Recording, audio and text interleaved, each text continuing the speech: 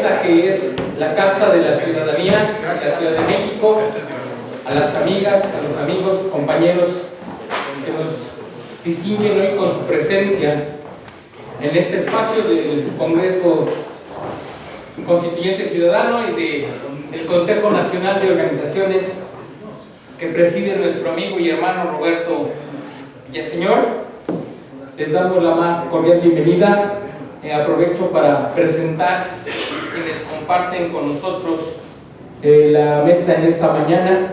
Tenemos la distinguidísima presencia de su excelencia, el señor embajador de Panamá, el licenciado Abraham Martínez Montilla, para quien les pido un caluroso saludo.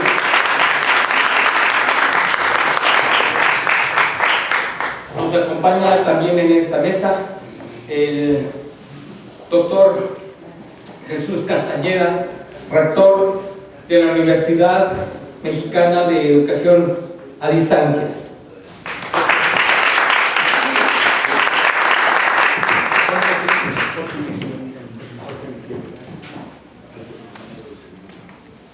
Y nos acompaña también el licenciado Jorge Miranda, en representación como alto funcionario que es del Senado mexicano. Bienvenido.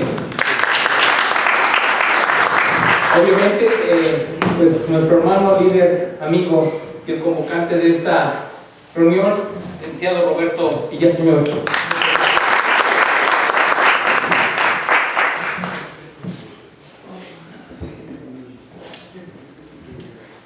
Amigos, muchas gracias por estar con nosotros. Les doy la más cordial bienvenida a los hermanos y amigos que se encuentran y que ya llegaron en este momento.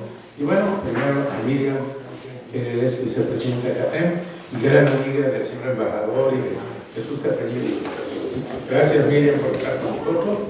También se encuentra José Alfredo Ramírez, que es, además de ser un distinguido mexicano, él representa en este momento al gobierno de Indonesia y bueno, nos acompaña distinguidamente en esta mesa. Gracias, José Alfredo. También está Pati Lemoyne. Pati, gracias por estar con nosotros, una distinguida activista mexicana, conocida por cielo, mar y tierra, y amiga de todos nosotros. Pati Lemoyne, gracias. También está Luna Gamboa, una distinguida cantante profesional, gracias, bienvenida. ¿Sí? También está Sergio Olea Villaseñor, gran promotor financiero y gran amigo. Gracias. También se encuentra con nosotros maestro de taekwondo. ¿Tu nombre es? Martín Hernández. Martín Hernández, director en el Politécnico Nacional de Taekwondo. Un fuerte aplauso para él. Nuestra amiga González, Elizabeth González, presidenta de una organización indígena de pueblos originarios. Gracias, Elizabeth. Emilio Pérez, gracias al doctor Emilio Pérez, director y rector de una universidad. Y bueno, gracias por estar con nosotros. También Ernesto Pérez, un gran amigo, hermano, ingeniero, arquitecto y dirigente de las juventudes del Politécnico Nacional. Gracias, Néstor.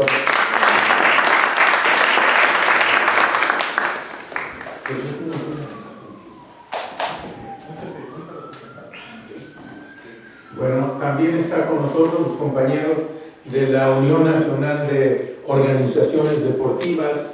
¿Sí? Gracias, Gabriela Guevara. Gracias. Es homónima. Nuestro compañero también impulsor de los proyectos legislativos del deporte. ¿Tu nombre es? Marco Leal.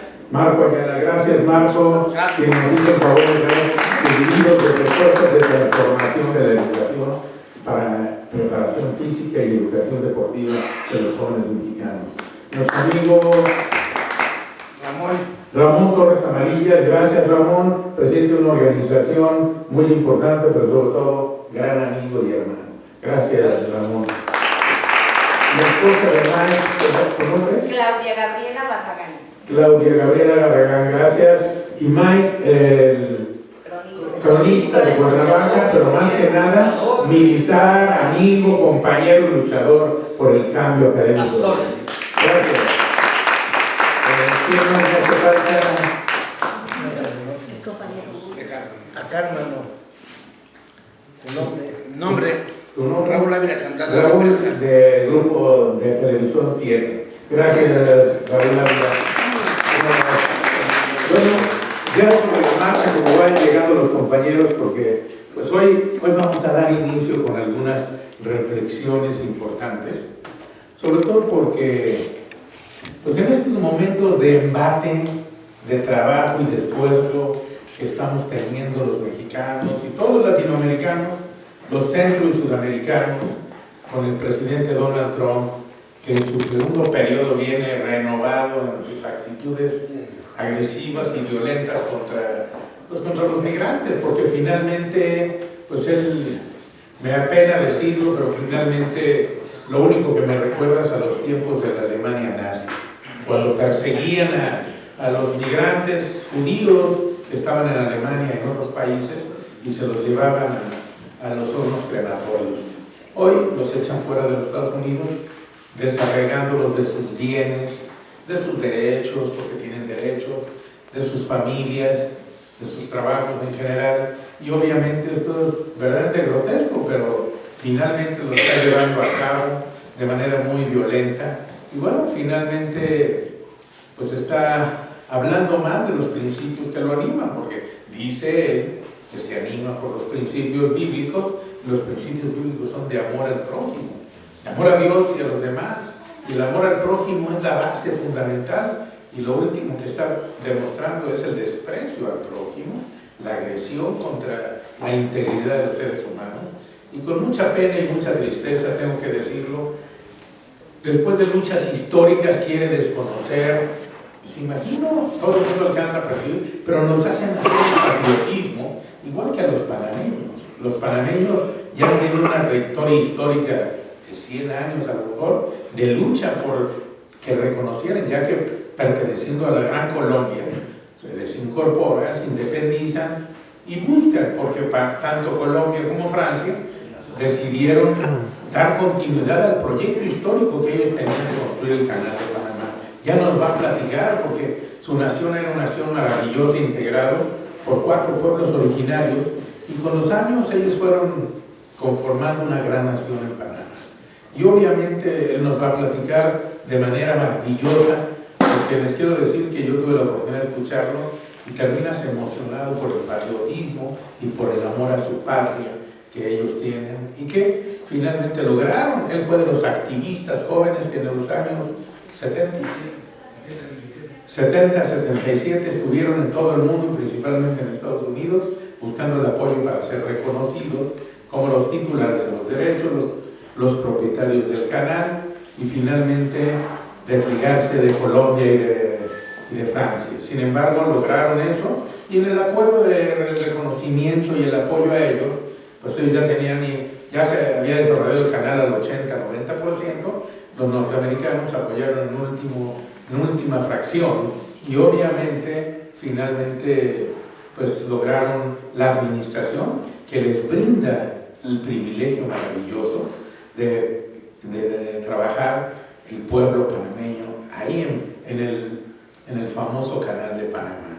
Y solo panameños lo administran, solo panameños participan y trabajan ahí, y obviamente han aceptado la inversión de países como en alguna fracción de Estados Unidos, de China, de diferentes países. Ya nos platicará él más de este tema, pero hoy por hoy hay alguien que está, como diremos, expresando que ellos construyeron el canal y ellos les pertenece, ellos lo van a tomar hasta por la fuerza. Pero ellos, ya alguna vez los jóvenes panameños hicieron esa lucha, dieron esa lucha y murieron como los mártires panameños. Ya nos platicará, pero les quiero decir que el día de hoy estamos puestos e integrados a trabajar en esta causa con ellos, porque los mexicanos también estamos viendo que estamos siendo agredidos, pero no se les olvide que los extranjeros en esas tierras de Estados Unidos son los ingleses y algunos otros migrantes como Donald Trump, y nosotros éramos los originales. Ellos ya estaban ahí antes de que ellos llegaran. Nuestras naciones, obviamente queremos llevar un tema cordial porque nuestras naciones son naciones pacíficas. Incluso la guerra era el arte, era un arte de caballeros, tanto que los españoles ganaron la guerra por traición y tomando la bandera de los luchadores aztecas en su momento, en la batalla de Otumba.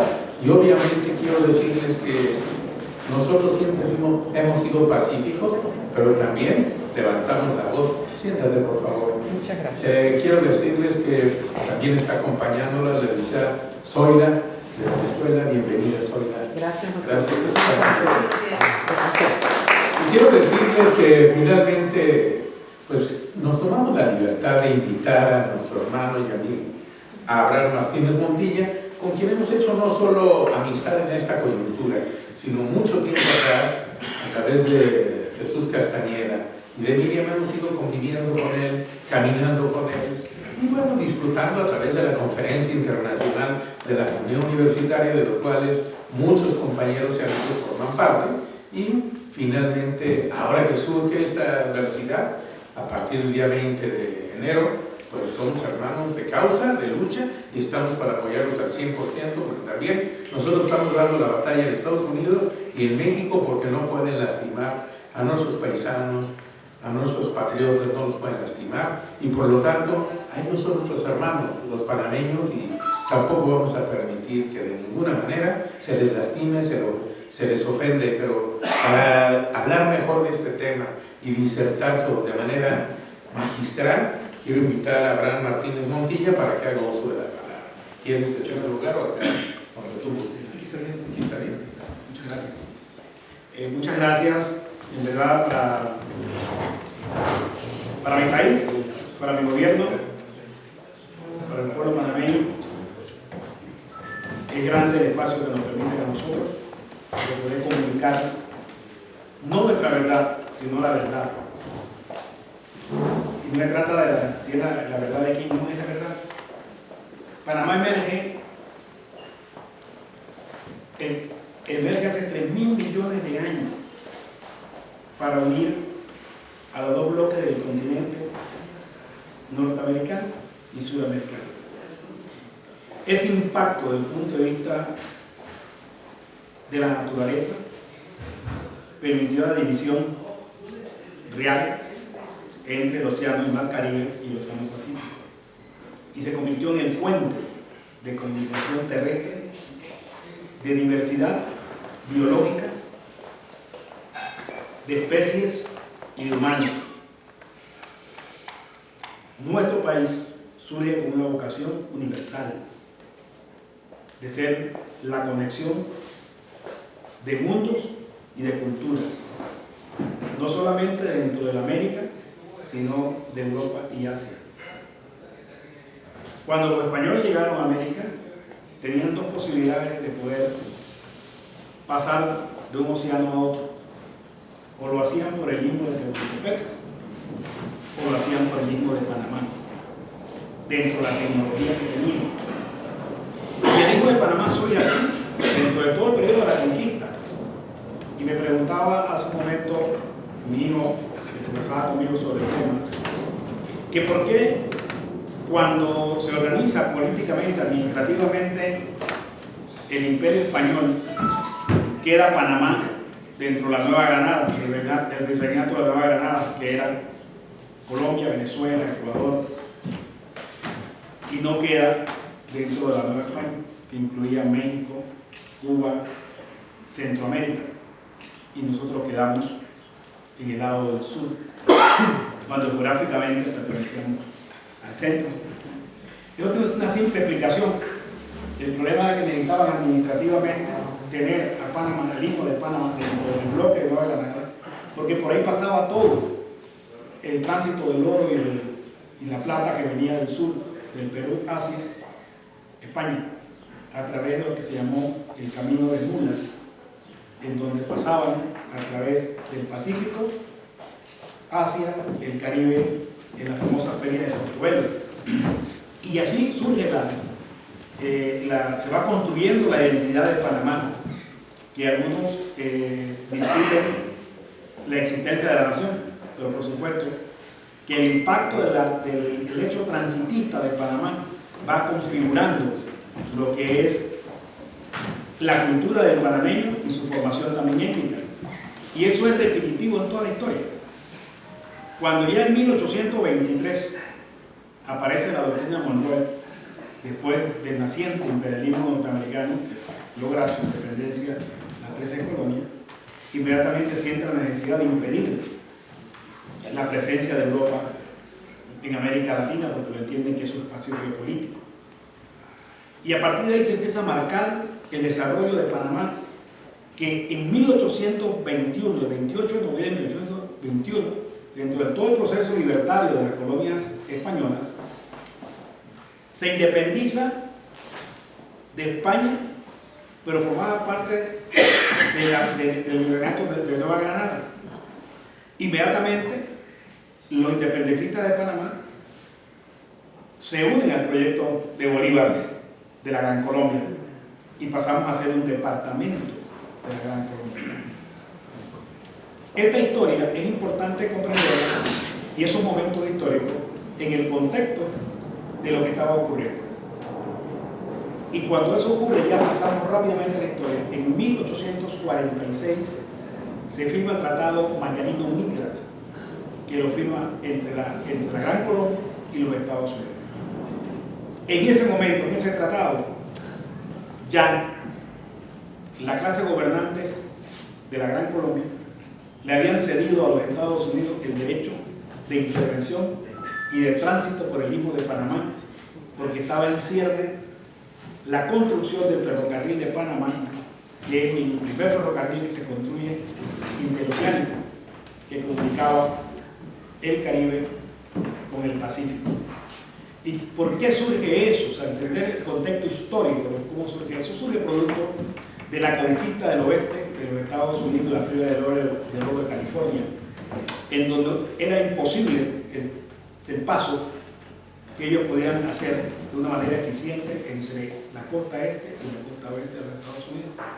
Entonces Panamá nuevamente vuelve a servirle al comercio mundial y al desarrollo, y se construye el ferrocarril de Panamá, que se inaugura en 1855, pero ya tenía a los Estados Unidos asegurado el Tratado Mañanino-Midland, que le permitía el tránsito del ejército, de mercancías y de todo lo que necesitaban pasar de un océano a otro. Posteriormente a esto, Panamá, inmediatamente en 1855, se constituye el Estado Federal del Istmo de Panamá, en un intento de autonomía territorial respecto al centralismo colombiano.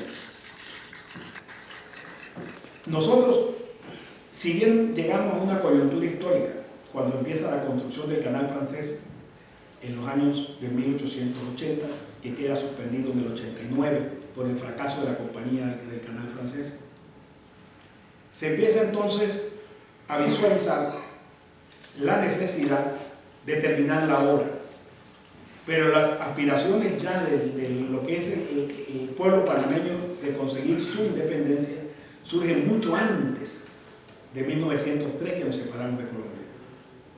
Cuando nosotros nos separamos de Colombia, ya es el acto final cuando se establece una constitución centralista, y el departamento de Panamá, que era un estado federal por 31 años, queda sometido al centralismo del estilo de gobierno, del proyecto de gobierno administrativo del centro de Bogotá, de los que controlan el poder político de Bogotá.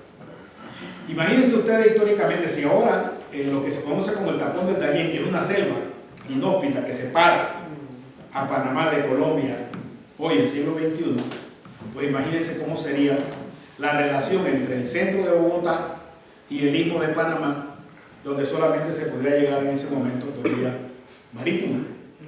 Entonces, un real abandono de lo que era el Istmo de Panamá respecto a las posibilidades de desarrollo y progreso que podía mantener la metrópoli que era Bogotá en ese momento.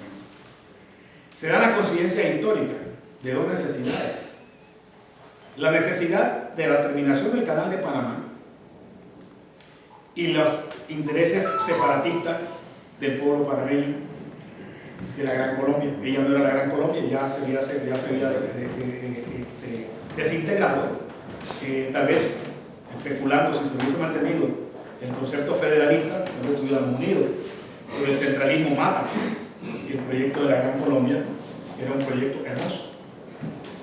Pues así las cosas, nosotros nos encontramos en un escenario en donde se negocia un tratado entre Colombia y los Estados Unidos que se conoce como el Tratado de Ranjay. Ese Tratado de Ranjay es desaprobado por el Senado colombiano. El argumento del Senado colombiano era que le quitaba soberanía sobre el territorio del Istmo. Pero fíjense la ironía de la historia. Es que ya en el Tratado Mayarino-Mida le habían cedido la soberanía del territorio a los norteamericanos a través del tránsito y defensa de la ruta. Al final del camino se coincide históricamente en esas dos necesidades: la independencia del Istmo de Panamá y la construcción del Canal de Panamá. En ese momento, el gerente, administrador, el ingeniero Fernando de Lesser era el que administraba la compañía francesa. En la compañía francesa era tan inhóspita la situación que había allí en las áreas de la construcción del Canal de Panamá que murieron alrededor de 20.000 personas porque ellos pretendían construir un canal a nivel, no un sistema de cruza por el canal. Y de esas 20.000 personas que murieron, el 60% eran africanos que radicaban en las Antillas, que venían del tiempo de la esclavitud, fundamentalmente de las Antillas menores, Barbados, Trinidad y Tobago, Jamaica. Eso fue la fuerza de obra, esa fue como dice, la tropa de choque que enfrentó la situación hostil de la construcción del Canal de Panamá. En total, para construir el Canal de Panamá, murieron alrededor de 25.000 personas. Nunca llegaron a 38.000 norteamericanos. De esos 25.000 que murieron en la construcción del periodo de la construcción del canal por la parte de la compañía norteamericana, solamente murieron alrededor de 5.000 personas. De ellos fueron 300 norteamericanos, porque ellos no estaban expuestos a los rigores del trabajo, porque había una discriminación muy grande. Y la fuerza laboral que construye el Canal de Panamá es diversa, y eso marca las características de la cultura del ser panameño. Había un 30% era europeo, habían asiáticos.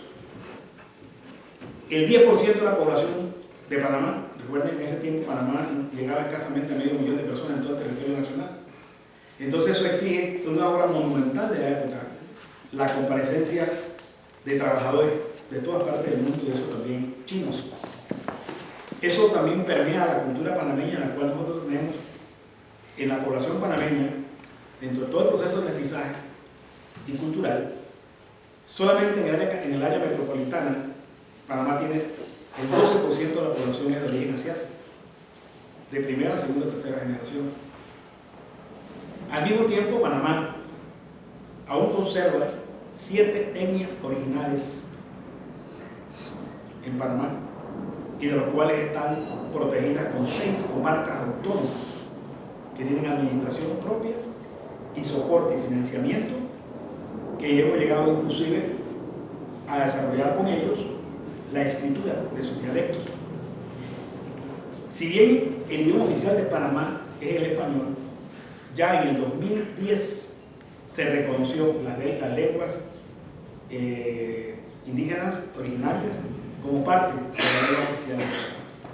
Entonces, en Panamá somos más que, como escuché un comentario hace unos días, que éramos un grupo de blancos y de negros porque habíamos aniquilado a toda la población indígena. Eso es totalmente falso.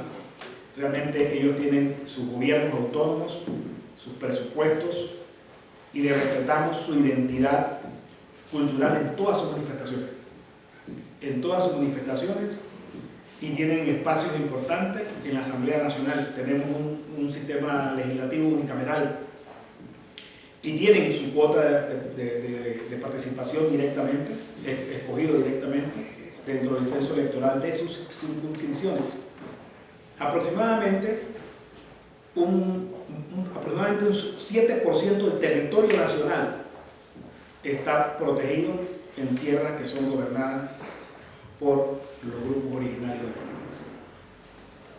Nosotros, desde el momento que se firmó el Tratado de 1903, que fue conocido como el Tratado Jaimundó Varela, el tratado que ningún panameño firmó, que fue una firma entre los Estados Unidos y en ese momento el conde Fernando de Lesseps, que tenía intereses importantes y deudas que pagar a los financistas franceses que estaban financiando el Canal de Panamá, cuya empresa se reconoce en la historia por haber sido una empresa corrupta, fraudulenta y que quebró y que tenían que asumir entonces las deudas con los financistas, y él fue la cabeza que pasa a negociar con los norteamericanos la construcción del canal.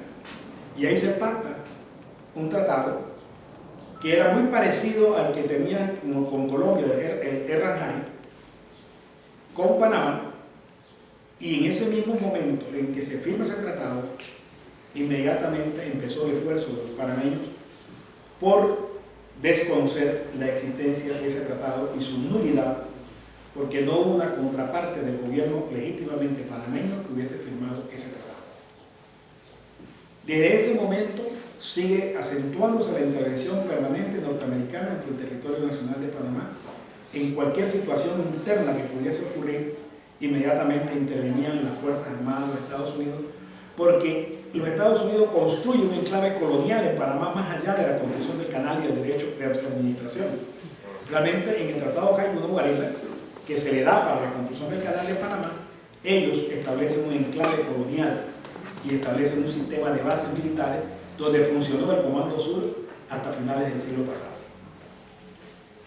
En ese momento, cada vez que había una situación de estabilidad política en Panamá, con el argumento de la seguridad del canal de Panamá, intervenía. No importa si eran problemas domésticos internos, producto de las confrontaciones normales de reivindicaciones sindicales, por ejemplo, la gesta inquilinaria de 1925, que fue una situación de confrontación entre el abuso de los dueños casatenientes de viviendas de alquiler en la población, intervenían las tropas norteamericanas. Intervenían dentro de ese concubinato de complicidad entre la clase pudiente económica panameña, el sistema tradicional de mano oscura, como decía el general Torrijos, y la policía soneíta que había para entrar a defender sus intereses. Así transcurre toda la historia nuestra del siglo XX, donde rechazamos varios convenios, varios tratados, producto de una gestión fuerte del movimiento estudiantil, del movimiento sindical, del movimiento cívico panameño, frente a cualquier intento de la modificación del tratado y que no fuese realmente la negociación de fondo, que era la desaparición de la colonia. Logramos empezar el proceso de negociación en una ruta exitosa con el general Torrijos, cuando empieza en 1972 el proceso político que emprende el mando militar en Panamá, que se abren las negociaciones después que se rechazan lo que se conoció como Tratado 3 en 1, negociado desde el periodo de 1964 a 1967, que termina con un golpe de Estado en el 68, que es de donde enrumba ya en el 72 el camino hacia la negociación con los Estados Unidos. Ello termina con los tratados Torrijos-Carter, que se firman el 7 de septiembre de 1977, producto de una alianza fuerte del movimiento popular con el mando militar, que nos lleva a un proceso de descolonización que culmina el 31 de diciembre de 1999. Son tres tratados, realmente los tratados del Canal de Panamá. El tratado que tiene que ver con el mismo Canal de Panamá como tal y administración, el tratado de neutralidad que ha sido consignado por más de 40 países en el mundo, incluyendo 3 de los 5 miembros del Consejo de Seguridad Permanente. China actualmente no lo ha ratificado, no se ha adherido, la menor ratificación no se ha adherido al tratado del Canal de Panamá. Sin embargo, en ese momento la Unión Soviética lo hizo por supuesto Estados Unidos, y obedece a un momento estratégico de los Estados Unidos, donde necesitaban poder, inclusive por temas de seguridad nacional, permitir la devolución del canal a Panamá. devolución, sino no regalo, es nuestro.